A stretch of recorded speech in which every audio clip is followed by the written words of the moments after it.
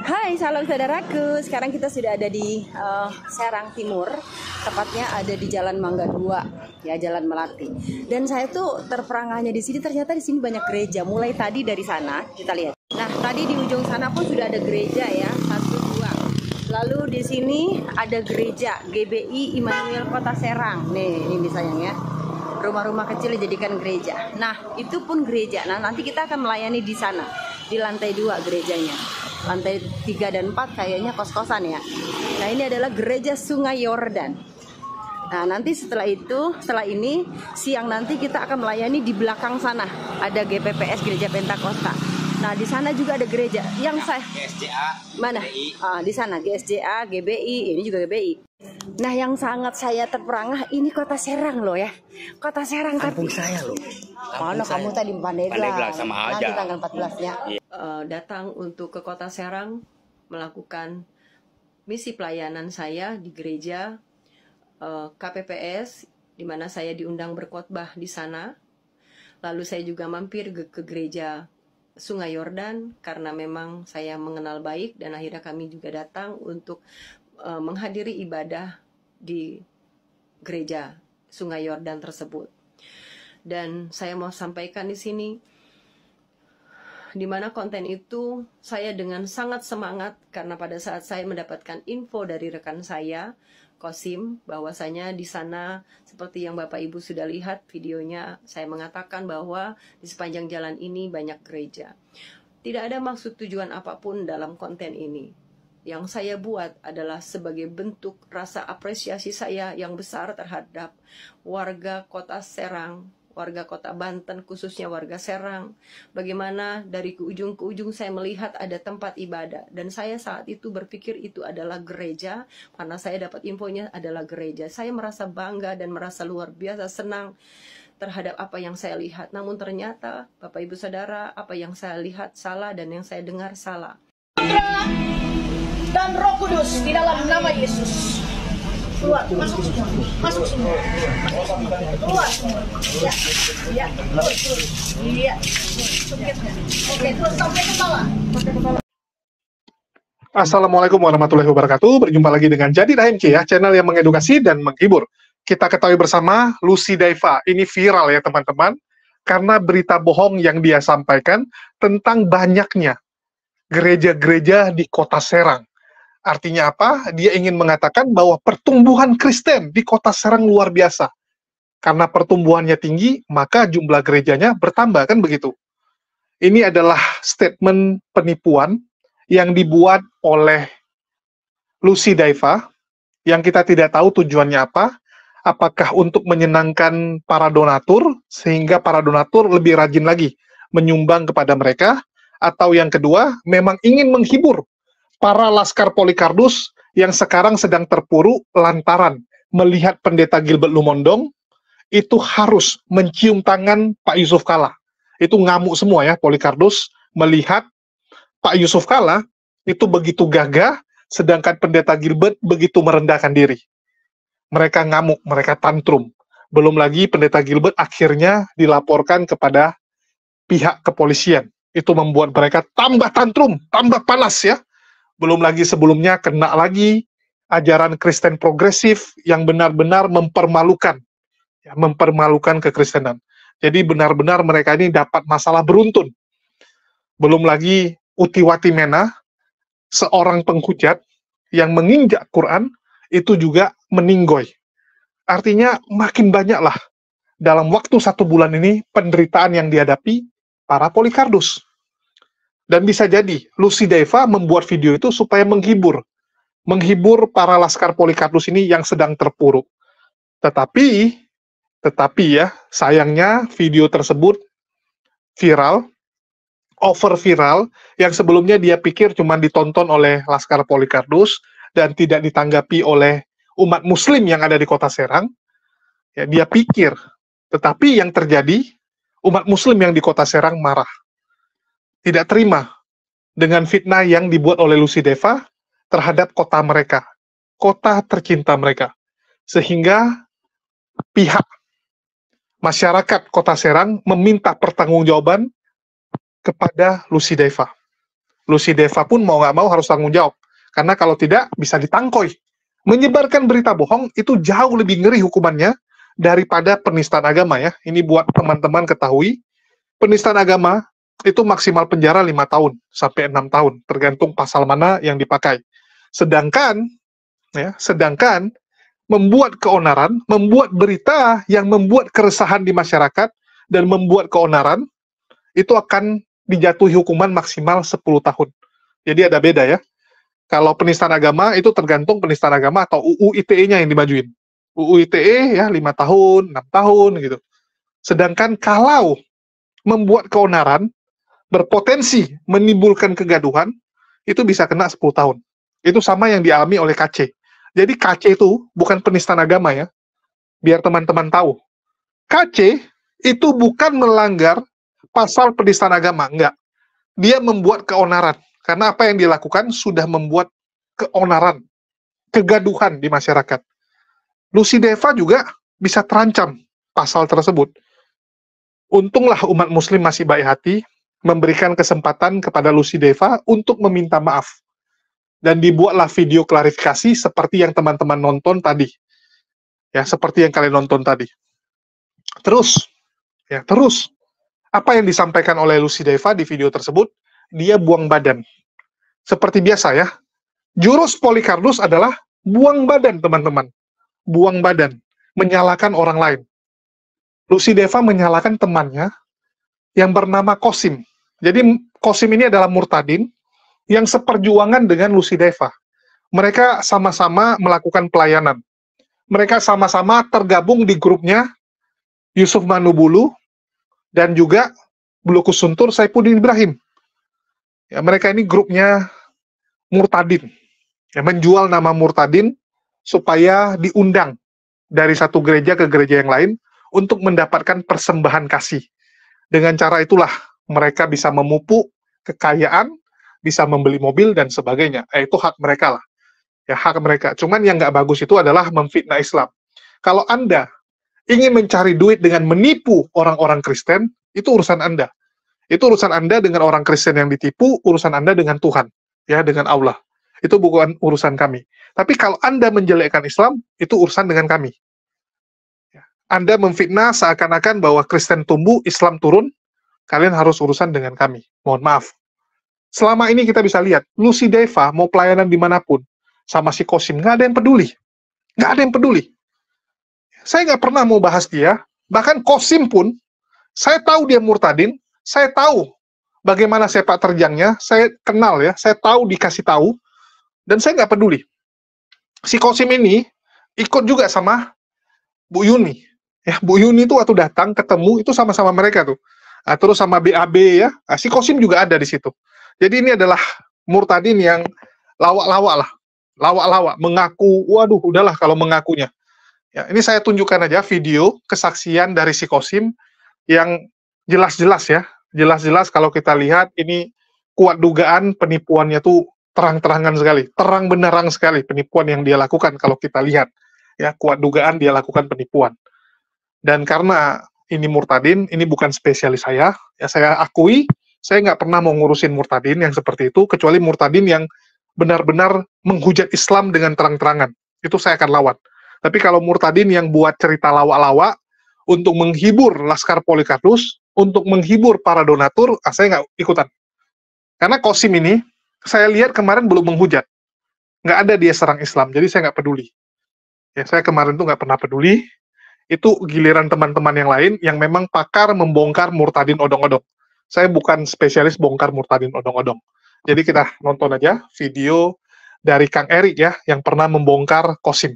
Saya tuh paling benci sama orang Kristen. Okay. Quran bilang gini, Inna dina indalilal Islam. I still love you. Terus rambutnya Tuhan itu pirang, ya kan? Penipu kamu itu. Pembohong kamu itu. Tampol nggak nih? Tampol, bos. Alhamdulillahirrabbilalamin, segala puji dan syukur kita panjatkan kehadirat Allah Subhanahu wa Ta'ala yang telah memberikan kita nikmat iman dan Islam yang tiada batasnya. Tidak lupa juga sholawat serta salam semoga tercurahkan kepada Nabi kita, junjungan kita, suri tauladan kita, Nabi Muhammad Sallallahu Alaihi Wasallam. Sahabat mualaf, di hari yang berbahagia ini. Guys, berbahagia ya. Kenapa kita berbahagia? Karena alhamdulillah kita mendapatkan satu video yang luar biasa yang bisa kita jadikan pelajaran ya. Bagaimana ketika ada seorang murtadin bersaksi melihat Tuhan Yesus, katanya ya. Tuhan ya, bukan Tuhan. Tuhan Yesus, asik ya. Kalau kata mereka kan Tuhan. Kalau kita mah Tuhan ya. Tuhan Yesus tingginya itu 3 meter, bos. Bayangkan 3 meter. Wow. Ya, terus rambutnya blonde, asik blonde ya. Terus pakai gamis, asik gamis. Mukanya bercahaya, woi. Terus pakai sendal tarumpah, sendal tarumpah, sendal gunung ya. Ada tali-talinya. Mang baheula sendal gunung gitu ya. Ya nanti aja lah kita akan tonton video dari seorang murtadin yang mengaku ya bersaksi dia melihat Tuhan. Aneh gitunya. Giliran ustadz kita, ulama kita ngimpi tentang Rasulullah SAW ini dilaporkan, dikasuskan. Lah ini yang aku ketemu Nabi Isa Al-Masih atau Yesus Kristus ya, nggak diapa-apain, malah teriak haleluya puji Tuhan. Dasar kadal ya. Oke, kita akan tonton videonya, tapi sebelum lanjut ya jangan lupa klik tombol subscribe-nya dong ya. Terus nyalain notifikasinya, terus like kalau suka videonya, bagiin ke teman-temannya dengan cara klik share. Tuh ada kan di handap tulisannya yang panah gitu, itu share namanya ya. Kita akan tonton videonya daripada saya dibilang halu atau mabok. Tampol nggak nih? Tampol bos.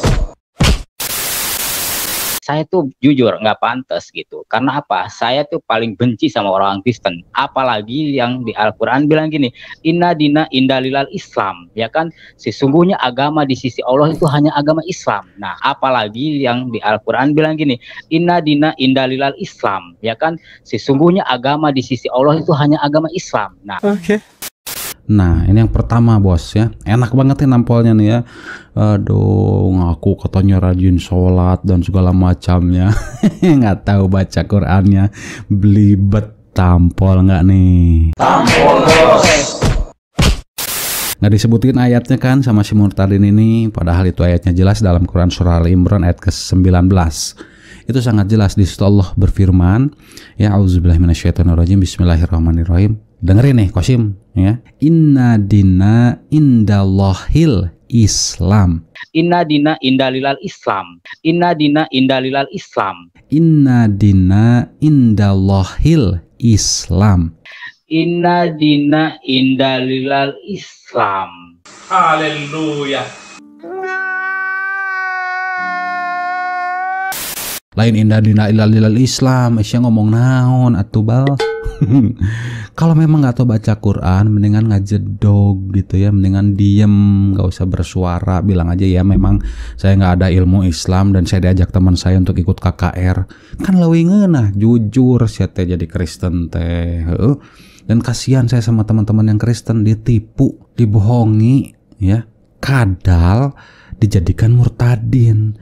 Dapat ini bos, ada persembahan kasih, persembahan khusus ya. Makanya siapa yang nggak mau jadi murtadin ya, dapat Alphard, dapat Pajero, dapat tanah, wah, dapat rumah.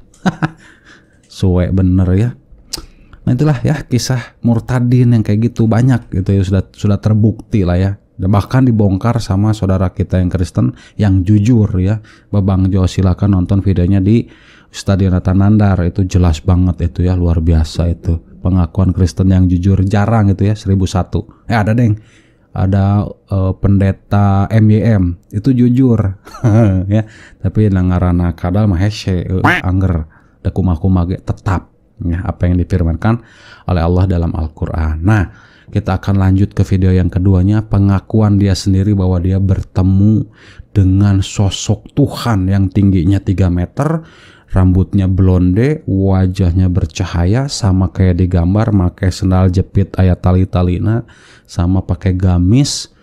Pokoknya gitulah, mencerang cenanya. Kita akan tonton. Mau tanya, waktu Bapak melihat Tuhan Yesus itu panjangnya kan 3 meter gitu. Iya.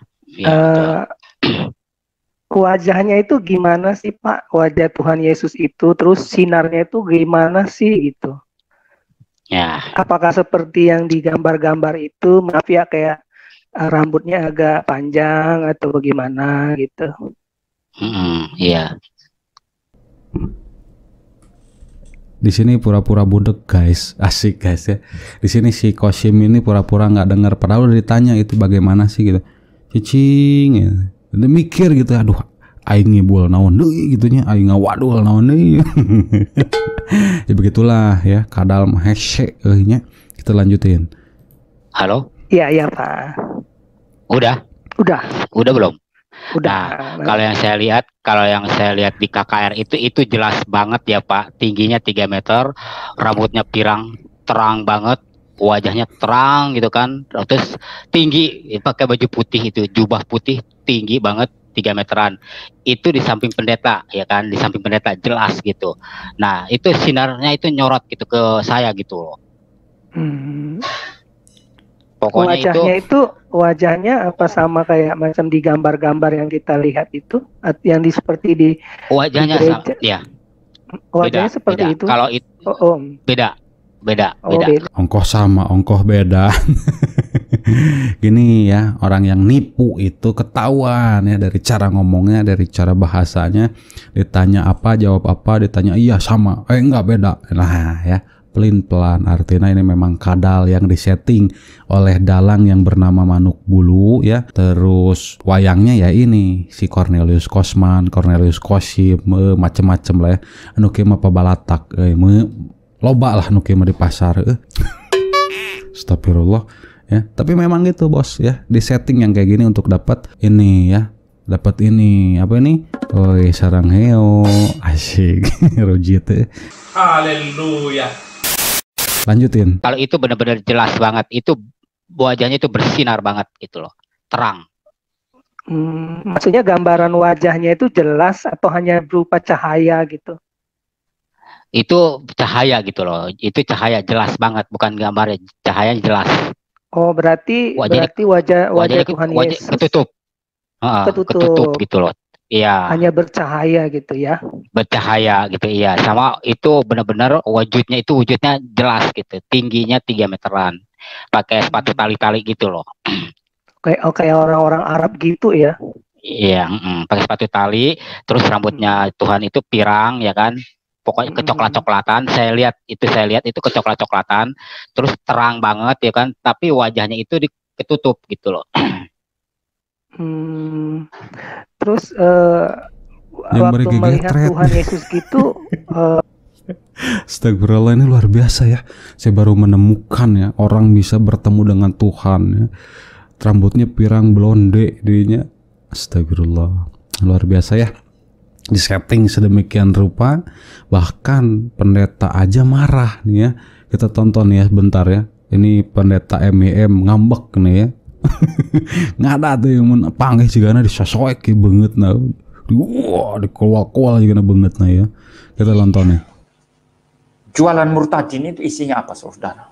Ada yang bilang begini ya, saya melihat Tuhan Yesus langsung berhadapan muka. Omong kosong lu ya. Haleluya. Yang bilang, saya bertemu Tuhan Yesus muka dengan muka secara langsung. You signifikanmu apa setelah ketemu langsung muka dengan Tuhan Yesus? Penipu kamu itu. Pembohong kamu itu. Penipu kamu itu. Pembohong kamu itu. Haleluya.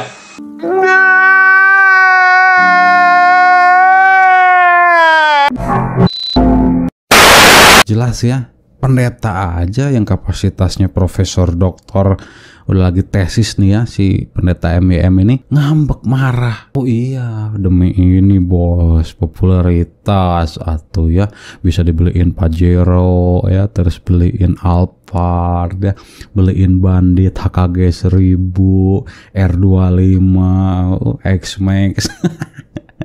Haleluya. Ini ada persembahan kasihnya, ada perpuluhannya khusus untuk para murtadin. Luar biasa kan? Gimana nggak bergelimang harta? Gimana nggak mau jadi murtadin? Diiming-imingi, wah, apalagi dia si Kosim ini bilang katanya dapat wanita cantik Chinese. Wah. Ngerakeun ih amit-amit teh. Tong diturutan. Kita lanjutkan cenah caritana naon deui heuh. Tampol enggak nih? Tampol, Bos. Pak Kosi matanya nggak silau atau sakit atau gimana gitu melihat Enggak, cahaya kemuliaan Tuhan itu? Iya, Oh tidak ya? pokoknya nggak silau, nggak apa. Pokoknya itu tuh pas ngeliat itu kan dia melambai-lambaikan tangan kan 3 kali. Itu tuh dia itu benar-benar nyorot gitu, tapi wajahnya itu ketutup gitu, sinar gitu loh. Sigana ieu mah lain asup KKR ya. Masuk ke masjid dunia lain teh uji nyali geuning. Kalau Anda tidak kuat, silakan lambaikan tangan Anda ke kamera. Anda merasa tidak kuat berada di tempat ini? Silahkan melambaikan tangan ke kamera. Bokir kecut.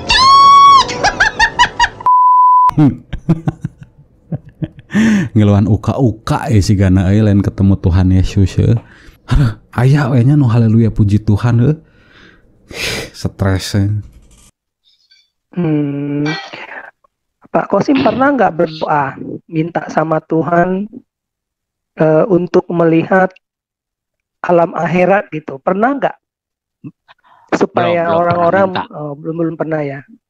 Belum pernah, aku nggak pernah minta itu dan nggak pernah berdoa itu, Pak. Oh, maksudnya untuk melihat, kadang-kadang kan banyak orang Kristen juga nggak percaya dia kemana pergi. Kadang ada juga bilang namanya orang Kristen pasti masuk surga. Cuman kan agama bukan agama itu yang menyelamatkan, tapi karena kasih Yesus gitu kan. Betul. Iya. Betul. Sia kowe carita kos nu betul sia. Nah, sahabat mualaf ya, sudah terlihat pan bagaimana seorang murtadin bersaksi dusta ya demi kemuliaan Tuhannya. Makanya dia praktekkan ya Yusuf Manukbulu dan juga CS-CS-nya ya dan juga para wayangnya ini pelaku firman Tuhan yang tertulis dalam Roma 3 ayat 7 bos ya. Itu ayatnya jelas banget ya, di situ ditulis katanya begini bos ya, bukan kata saya nih. Roma 3 ayat 7 dikatakan begini. Tetapi jika kebenaran Allah oleh dustaku ya. Ini dalam versi yang lainnya oleh karena kebohonganku ya. Ini dalam TZI 1912, terus ada lagi di dalam Alkitab yang terbuka karena kebohonganku tuh ya menjadi berlimpah kemuliaannya, menjadi semakin melimpah bagi kemuliaannya. Nyah ini untuk Allah ya, untuk Yesus mungkin. Mengapa aku masih dihakimi lagi sebagai orang berdosa? Jadi nggak apa-apa bos, mereka melakukan kebohongan demi kemuliaan Tuhannya. Dan inilah salah satu contoh ya, mereka kan sering mengatakan kepada para mualaf atau para pendakwah atau para ustadz, ulama, kiai dan segala macam, dikatakan oh takiyah ya. Padahal mereka sendiri menutupi takiyahnya dia ya. Ini takiyah jelas Roma 3 ayat 7 ya. Berdusta demi sesuatu, amit-amit ya. Haleluya. Alhamdulillah sahabat mualaf, jadi ini pelajaran buat kita. Hati-hati kepada orang-orang yang mengaku seperti ini. Nanti habis ini ada salah satu videonya juga tentang dia juga masih sama bacaan ayat Qur'annya. Masa kalah sama mualaf bacaan Qur'annya. Jadi rata-rata murtadin itu cari lepeng lahnya, dan memang kita rata-rata ya ngaku ustad, ngaku kiai, ngaku ulama, ngaku kiai muda, ngaku hafiz Quran, jebolan pesantren, pret semua ya, kentut. Oke? Jadi ambil positifnya, buang negatifnya, dan jangan lupa ya untuk klik tombol subscribe-nya, nyalakan notifikasinya, bagikan ke temannya. Kalau suka videonya, pencet like-nya ya, supaya channel ini terus berkembang, bisa menampol para murtadin dan memberitakan kebenaran. Amin. Setuju? Masya Allah, Alhamdulillah ya. Oke, jadi segitu dulu saja yang bisa saya sampaikan. Insya Allah bermanfaat ya. Ingat, ambil positifnya, buang negatifnya, jadikan ini pelajaran untuk kita supaya mendekatkan diri kepada Allah Subhanahu wa Ta'ala ya. Iya, teman-teman sudah dengar ya. Jadi kesaksian dia tuh lawak, teman-teman. Lawak sekali. Kalian bisa lihat lah ciri-ciri orang menipu itu seperti apa. Kalian yang nilai sendirilah, itu kesaksian yang benar atau penipuan. Saya berharap teman-teman Kristen yang menonton video ini bisa benar-benar berpikiran. secara objektif ya. Jangan kalian hanya karena oh ini saudara seiman wajib kita bela dan sebagainya. Jangan seperti itu. Tapi kalau kalian memilih seperti itu, ya itu urusan kalian. Nggak ada ruginya juga sama saya. Tugas saya hanya menampilkan. Jadi inilah biang keroknya, teman-teman. Biang kerok yang menyampaikan kepada Lucy Daiva bahwa di sini banyak gereja di kota Serang. Lucy Daiva yang bilang ya, kalau dia ditipu, dia dapat informasi hoax, dia dapat informasi yang salah dari si Kosim. Dia hanya menyampaikan. Dia buang badan seperti itu. Itu kalau naik ke ranah hukum, Lucy Daiva harus bisa membuktikan bahwa Kosim memang ada ngomong seperti itu. Kalau enggak, si Kosim tinggal buang badan. Tinggal bilang sama polisi, nggak ada tuh Pak. Mana pernah saya ngomong seperti itu? Mana pernah saya kasih informasi bohong? Kalau nggak bisa dibuktikan, misalnya ada bukti chat atau saksi mata yang lain, ada videonya, ya Lucy Daiva tanggung sendiri jadinya. Ya, tanggung sendiri. Jadi Kosim ini memberikan informasi yang salah, informasi palsu, dan memang kalau kita lihat dari ciri-cirinya, cara dia ngomong, ya kelihatan. Nah, ada yang cukup menarik saat dia memberikan kesaksian bahwa dia melihat Yesus di panggung KKR tingginya 3 meter. Ini agak lucu ya, agak lucu sekali. Dan sudah banyak pendeta yang ngomong bahwa orang-orang yang bilang ketemu dengan Yesus lah, beginilah, begitu, itu pembohong semua ya, termasuk Muri Wali. Kalian sudah dengar kalau Muri Wali itu keras sekali memang untuk menyampaikan hal ini, karena dia juga muak melihat kesaksian-kesaksian yang kelewatan sekali. Kelewatan sekali, teman-teman. Dan teman-teman Kristen yang nonton ini, kalian harus ingat, iblis pun bisa menyamar menjadi malaikat terang. Ya, iblis pun bisa menyamar jadi malaikat terang. Itu kalian harus garis bawahi. Terus kita kembali ke kesaksian itu. Menurut kalian, ya, ada nggak yang Yesus lakukan yang sia-sia? Ada nggak kalau Yesus melakukan sesuatu pekerjaan, itu nggak ada nilainya, nggak ada intinya, nggak ada poinnya? Nggak mungkin, kan? Nggak mungkin. Yesus saat hidup di dunia, menurut kalian tingginya berapa? Saya tanya, menurut kalian tingginya Yesus berapa? Ada nggak sampai 2 meter atau 3 meter? Nggak ada ya. Kalau Yesus tingginya 3 meter, pasti dicatat. Pasti akan dibilang bahwa tingginya Yesus sangat tinggi, melebihi murid-muridnya jauh, melebihi orang-orang pada umumnya. Pasti akan digambarkan seperti itu. Tapi ini karena nggak digambarkan, artinya tinggi Yesus ya rata-rata. Rata-rata orang Yahudi. Kan seperti itu. Nggak pernah dibilang 3 meter. Jadi, Yesus yang dilihat oleh Kosim, ini Yesus yang mana? Oh, suka-suka Yesus dong. Mau kasih nampak dia 3 meter, mau dikasih nampak 5 meter, 10 meter. Bahkan Luga pernah ketemu Yesus yang 10 meter. Oke lah, suka-suka Yesus. Kan begitu. Suka-suka Tuhan, kan gitu. Oke lah, suka-suka. Cuman Tuhan itu lakukan sesuatu pasti ada poinnya dong. Seperti saya bilang. Yang jadi pertanyaan, apa fungsinya Yesus hadir dengan tinggi 3 meter? Kenapa nggak hadir dengan tinggi yang normal? 1,8 kah? 1,7 sekian kah? 1,9 kah? Apa fungsinya dia hadir dengan 3 meter? Coba saya tanya. Apa fungsinya? Supaya gampang kelihatan. Ya udah hadirnya depan kamu langsung. Coba saya tanya, apa fungsinya 3 meter itu? Supaya kelihatan bahwa Yesus lebih perkasa dibandingkan orang-orang yang ada di samping. Yang lain cuma 1,7, 1,6. Yesus sendiri 3 meter. Apakah seperti itu? Supaya menonjol. Bukankah cahaya dari wajahnya udah menonjol? Nggak perlu 3 meter ya. Dengan bercahaya aja, dia udah jadi menonjol di antara ratusan, di antara lautan manusia yang lain. Kan seperti itu. Jadi hati-hatilah kalau memberi kesaksian dan jangan ngawur. Terus ditanya, mana foto Yesus? Yang mana wajahnya? Beda. Beda sama yang digambar. Ya udah kamu gambarkan. Simple kan? Kepolisian kalau nanya kepada korban, bagaimana sketsa pelaku, wajah pelaku? Dikasih gambar oleh polisi. Kira-kira ada yang mirip ini nggak? Oh, nggak ada. Kalau nggak ada yang mirip, ya udah gambar ulang. Hidungnya gimana? Bentuk kepalanya gimana? Rambutnya gimana? Warna rambutnya? Ya, kurus nggak? Tinggi nggak? Gemuk nggak? Dan sebagainya. Sesimpel itu.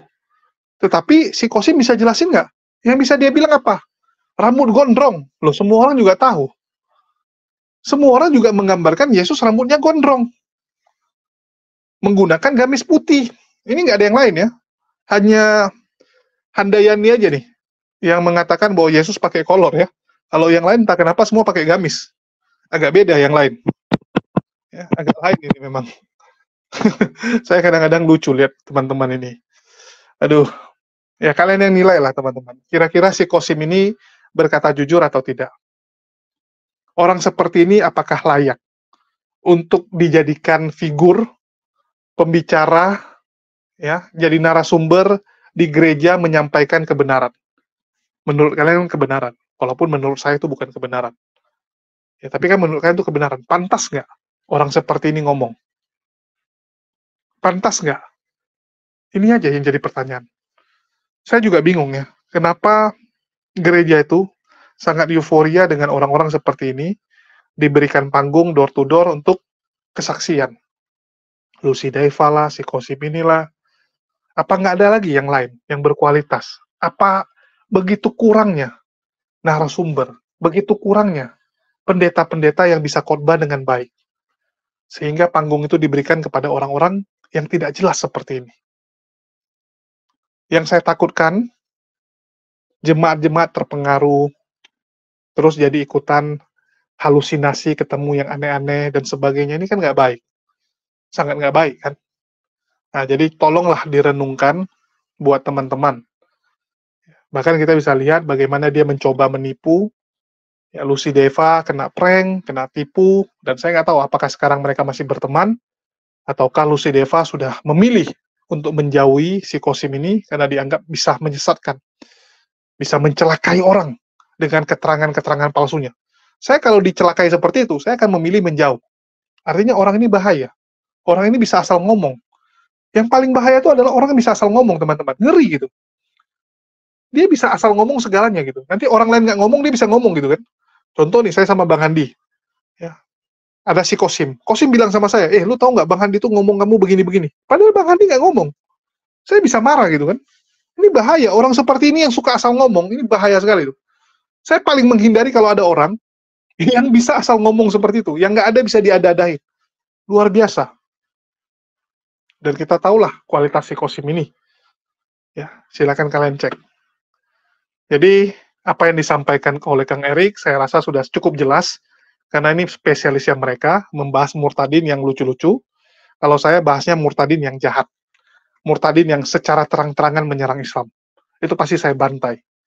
Kalau Qasim, sekarang sudah mulai kan, menyerempet kepada Islam, mau nggak mau ya saya reaksi. Apalagi namanya ikut disebut oleh Lucy Daiva. Kalau bukan dari dia, saya juga nggak akan peduli. Ya, saya nggak akan peduli dengan pelayanan dia. Tapi karena Lucy Daiva mengatakan, dia dibohongi, ya, dia dibohongi oleh si Qasim, mau nggak mau kita ikut bahas. Itu aja sih. Jadi, teman-teman bisa lihatlah, bahwa kita seharusnya berhenti membuat berita-berita bohong. Agama itu janganlah disebarkan dengan cara-cara licik, cara-cara nggak benar, cara-cara bohong. Nggak ada gunanya, teman-teman. Kamu nyebarin agama dengan cara seperti itu, oke lah, di awal-awal mungkin ada orang akan ikut kamu. Di awal-awal. Tapi saat mereka mengetahui kebenaran, mereka langsung akan berbalik. Udah berbalik, mereka akan jadi musuhmu. Nggak ada gunanya. Sesuatu yang dimulai dan dilakukan dengan cara nggak benar, itu hasilnya, di endingnya, itu pasti akan menjadi sesuatu yang busuk. Ya, pasti itu, teman-teman. Itulah saya bilang, mending pelan, mending hasilnya kecil, tapi benar. Itu yang paling penting.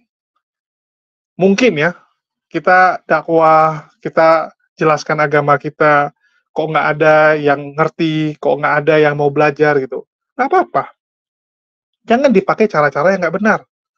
Mending pelan, tapi benar dan berkah. Itu yang paling penting. Itulah saya dari dulu selalu bilang juga. Bagi teman-teman yang usaha, jualan gitu. Paling penting itu adalah amanah. Yang paling penting tuh jualan kalian harus berkah.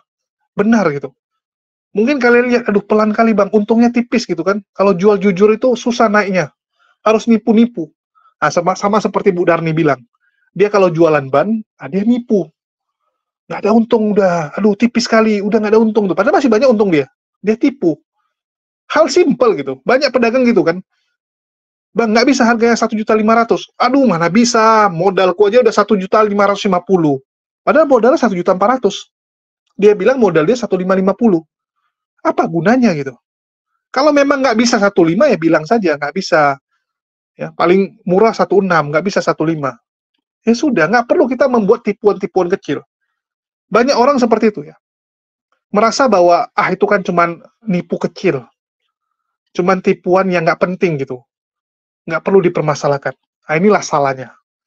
Dari penipuan kecil, lama-lama akan jadi penipuan besar, teman-teman. Celah yang kecil akan lama-lama menjadi celah yang besar. Retakan yang kecil, itu lama-lama akan jadi retakan besar kalau tidak diperbaiki.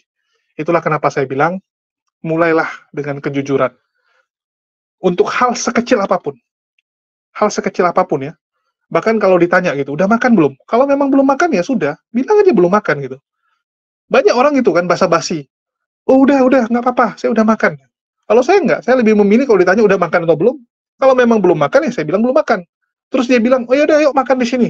Saya bilang ya sudah, nanti saja. Ya nggak enak. Langsung saya bilang, udahlah nggak usah, nggak enakan gitu. Merepotkan dan sebagainya, itu kan benar. Kita nggak mau merepotkan. Kita nggak mau merepotkan tuan rumah, tapi nggak perlu juga dengan cara menipu. Nggak perlu, teman-teman. Mulai dari hal simple. Ya. Nah, jadi kalian yang nilai sendiri si Kosim ini bagaimana. Ya, yang penting saya sudah tunjukkan leluconnya, bagaimana kelakuan dia. Oke, mungkin sekian dari saya. Makasih buat teman-teman semua yang udah nyimak dan mendukung channel ini. Dan ya, kita akan awasi terus polikardus-polikardus yang kerjanya menipu. Dan kita pastikan, kita akan luruskan, kita akan bongkar tipuan-tipuan mereka. Ya, karena memang tugas kita seperti itu, meluruskan tipuan yang dilakukan oleh para polikardus. Dan kita tidak ada masalah dengan agama Kristen. Sekali lagi, yang kami lawan adalah oknum-oknum yang jahat. Oknum-oknum yang menggunakan nama Kristen untuk menyerang agama Islam dan mendapatkan keuntungan. Ya, keuntungan yang memang mereka targetkan. Oke, itu aja dari saya. Makasih buat semuanya. Di akhir kata saya ucapkan, wassalamualaikum warahmatullahi wabarakatuh. Sampai jumpa di video kita berikutnya.